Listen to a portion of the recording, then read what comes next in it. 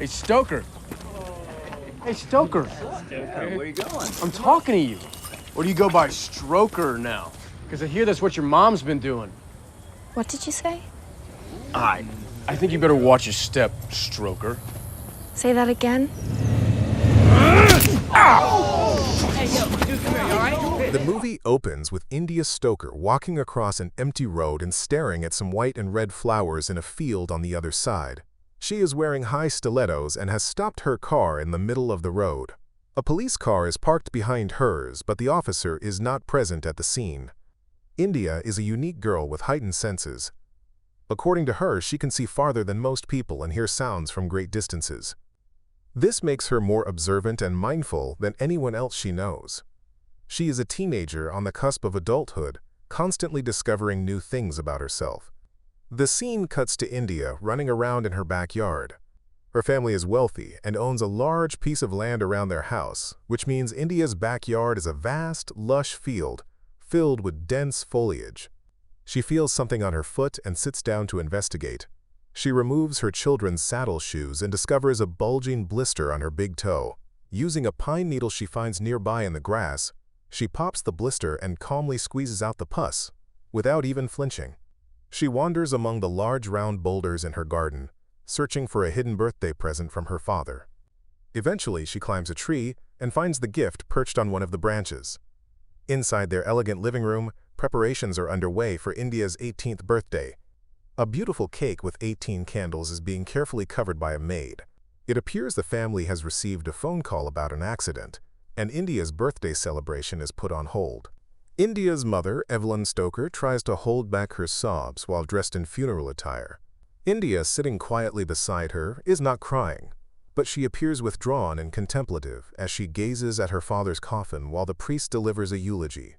We now learn that India's father, Richard Stoker, died in a car accident on the very day of her 18th birthday. Richard Stoker was taken from us by a cruel twist of fate, the reasons for which are unknown and unknowable, by an accident nobody would have predicted.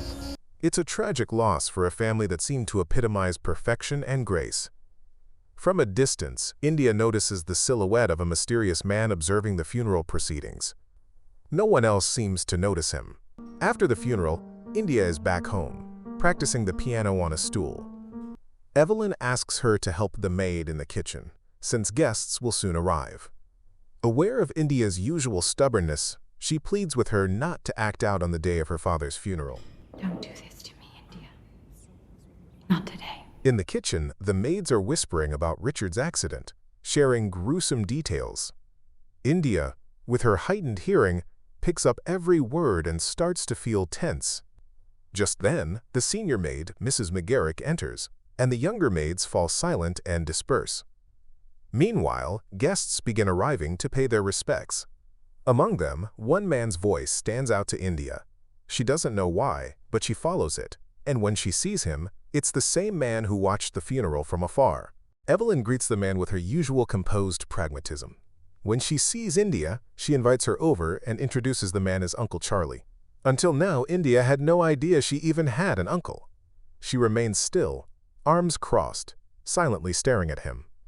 Evelyn is embarrassed by India's cold behavior, which stands in stark contrast to her own graceful demeanor. India overhears, thanks to her sharp hearing, that Evelyn herself didn't know Charlie existed. Evelyn tells Charlie that Richard had told her he was dead. India has a bad feeling about Charlie and becomes curious.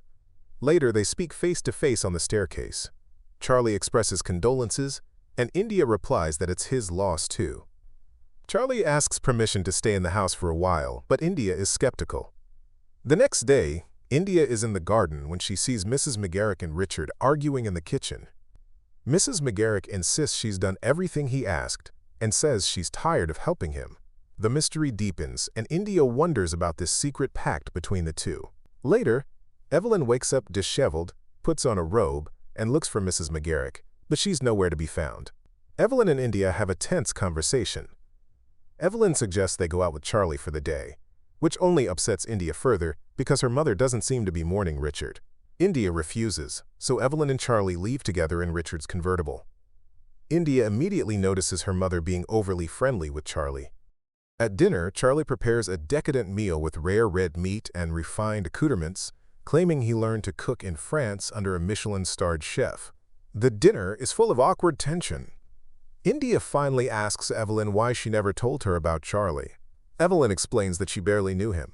He was always traveling through Europe. Upset, Evelyn leaves with her wine. In her absence, there's a heavy silence between Charlie and India. India inspects the wine bottle label with curiosity. Now that she's 18, she can legally drink, though she never has. Charlie offers her his glass, and India takes her first sips of wine, symbolizing the start of a new and dangerous bond. Charlie begins picking India up from school in Richard's convertible, but she refuses every time, choosing instead to take the bus or walk home. Charlie wants to befriend her, but India rejects all his advances. One day, Auntie Jin visits uninvited. Evelyn is surprised and annoyed, as the two never got along. Though it seems casual, Jin is there because she's learned Charlie is staying at the house. At dinner, they make small talk, but when Charlie leaves the room, Jin tries to speak privately with Evelyn about his presence. Evelyn becomes defensive. Maybe we could talk about your living here with Charlie like this. Thinking Jin is accusing her of having an affair, Charlie returns, cutting off the conversation. When Evelyn says Charlie took time away from Europe to be here, Jin is shocked. She knows it's a lie. They don't invite her to stay the night, and she takes a taxi to a hotel. Fearing Charlie knows her intentions, Jin gives her number to India and asks her to call. India agrees. She likes Jin. At the hotel, Jin is disgusted by the conditions but doesn't want Charlie to find her. After misplacing her phone, she calls it from the hotel lobby to locate it. Suddenly, she sees Charlie's silhouette in the distance. He claims concern and says he called the cab company to find her.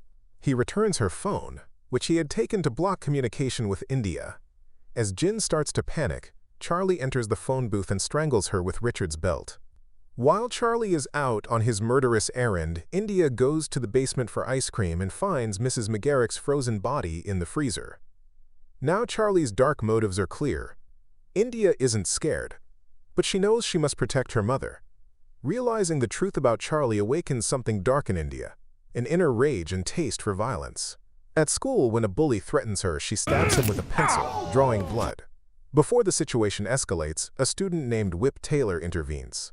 He tries to be friendly with India, but she walks away. At home, she sharpens the bloody pencil and relives the moment she stabbed the bully.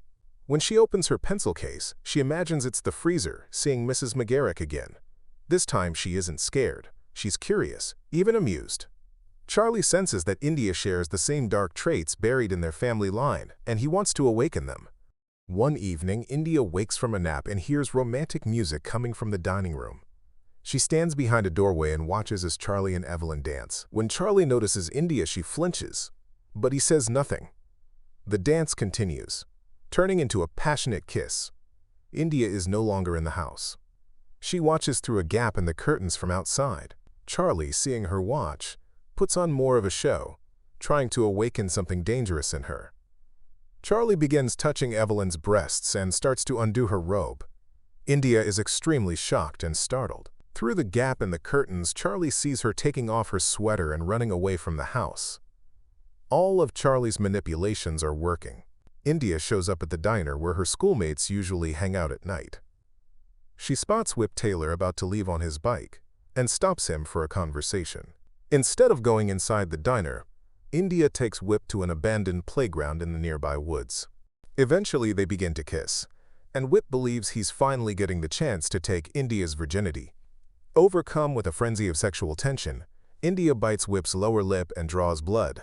Whip is shocked, but also aroused. He thinks India is wild, and that he's about to have a crazy encounter in the woods. However, India begins to resent him and pushes him away. Whip refuses and begins forcing himself on her. She screams as he starts to remove his pants, unaware that Charlie is approaching silently from behind.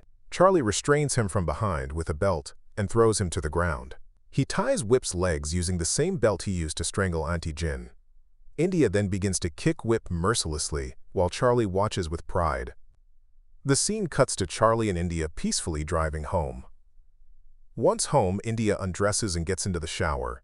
As she showers, she begins to touch herself for the first time. While doing this, she recalls what really happened in the woods. We see that when Whip forced her to the ground, Charlie put Richard's belt around his neck and pulled until Whip's neck snapped, killing him as he lay on top of India. She remembers relishing the moment as Whip was strangled and continues pleasuring herself while sobbing, overwhelmed by conflicting emotions. Finally, as she relives the moment Whip's neck snaps, India climaxes in the shower, consumed by both euphoria and despair. We then see Charlie burying Whip's body under the giant boulders in the garden. While he digs, India realizes the boulders are there for a reason. She dials Auntie Jin's number and hears her ringtone coming from under the ground. Her suspicions are confirmed. Charlie not only killed Mrs. McGarrick and Whip, he also murdered Auntie Jin. Charlie then confesses everything to India. He reveals that, as a young boy, he murdered their younger brother Jonathan by burying him in a deep sandpit in their backyard. As a result, Charlie was sent to a juvenile asylum for 20 years. All the letters India received, supposedly from different places around the world, were actually written from the asylum. Somehow, Charlie always knew India was just like him. On India's 18th birthday, Charlie completed his sentence and was released. Richard had gone to the asylum to bring Charlie home and introduce him to Evelyn and India as a birthday surprise. But Richard never made it back. Charlie murdered him that same day and returned home in his place. His true plan was to take Richard's place and be with India, whom he had obsessed over for years. One night, Evelyn finally breaks down and lashes out at India, revealing years of regret and emotional pain. She admits she barely knows India and now fears there's something sinister about her daughter, and that Charlie may have brought it out. Later that night, Evelyn invites Charlie to her room to confront him. Before going upstairs, Charlie tells India to pack a small bag and be ready to leave soon. India is unsure what's about to happen, so she waits. Evelyn fears Charlie plans to kill India. She confronts him, saying she knows the truth, that he murdered Richard and Auntie Jin. Charlie begins pacing menacingly. Evelyn pleads with him to kill her instead and spare India. What Evelyn doesn't know is how close India and Charlie have become. She's confused when Charlie starts talking about living in the house with India, not her. She thought Charlie was attracted to her, but now realizes his obsession is with India. Charlie, trying to disarm her, begins kissing Evelyn and throws her onto the bed. India, meanwhile, is packing, but not a suitcase. She grabs her hunting rifle. Upstairs, Charlie flips Evelyn onto the floor and yells for India to come watch. He takes off his belt and begins strangling Evelyn, just like he did with Whip. Evelyn's face turns red as she gasps and struggles for breath. India walks toward the room, not with a bag, but with her gun. Without hesitation, she takes aim and fires a perfect shot into Charlie's forehead. Evelyn collapses on the floor, still alive but shaken. India leans over Charlie's body to check his pulse. As she rises, half her face is covered in his blood. Evelyn is speechless.